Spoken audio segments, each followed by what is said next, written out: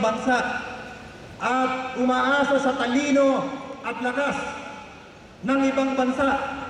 Ang nais po ng inyong Governor Rafi Nantes, ang ating pong yaman ay magamit natin para sa ating lalawigan. Itatayo na po natin yung ating Quezon, yung pong ating Quezon International Container Port. Makikita po ninyo ito, mga ilang panahon, makikita po ninyo na lalawigan ng Quezon ay mayroon ng Quezon International Container Port. Ang Quezon, nais ko pong ibalita sa inyo sa ibang hindi pa po nakakaalam, ang Quezon, ang ating po papaglagyan ng container port ay yung General Nakar. Ang General Nakar ay nasa Pacific side. Ang Amerika, Australia, Canada, Japan, Korea, nasa Pacific side.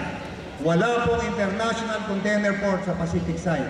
Naipagawa ko na po ang Infanta Marikina Road, 2.3 billion pesos. At nung pong nakaraang isang buwan, ay linagdaan ni Secretary Larry Mendoza ang paglalagay ng Quezon International Container Port. At ito po ay dinala na sa NEDA by March. Ito po, March na ito.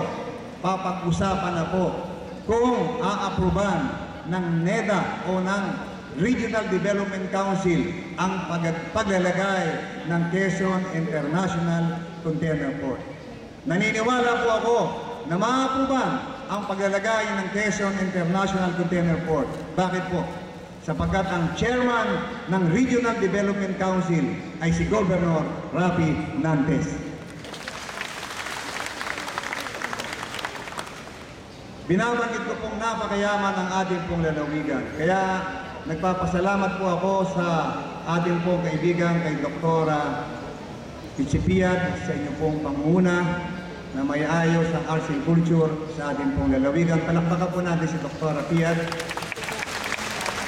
Ang ating pong kusultan, palakpakan po natin ang ating pong head ng board ng Quezon Provincial Board of Consultants, si Congressman Oscar Buni,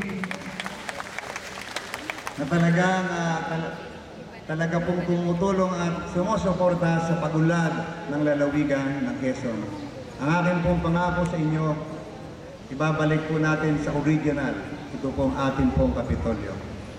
Bakit po? May pondo po ang pamahalaang panlalawigan. Nanalo po tayo sa Team Energy. Makakakolekta po ang pamahalaang panlalawigan ng 5.9 billion pesos.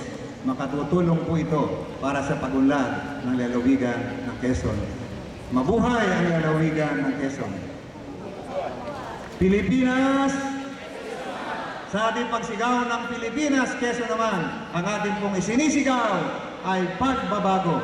Sa ating pagsigaw ng pagbabago, ang ating pong isinisigaw, kaunlaran ng lalawigan ng Quezon.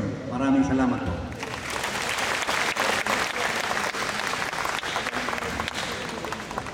Ladies and gentlemen, before we proceed,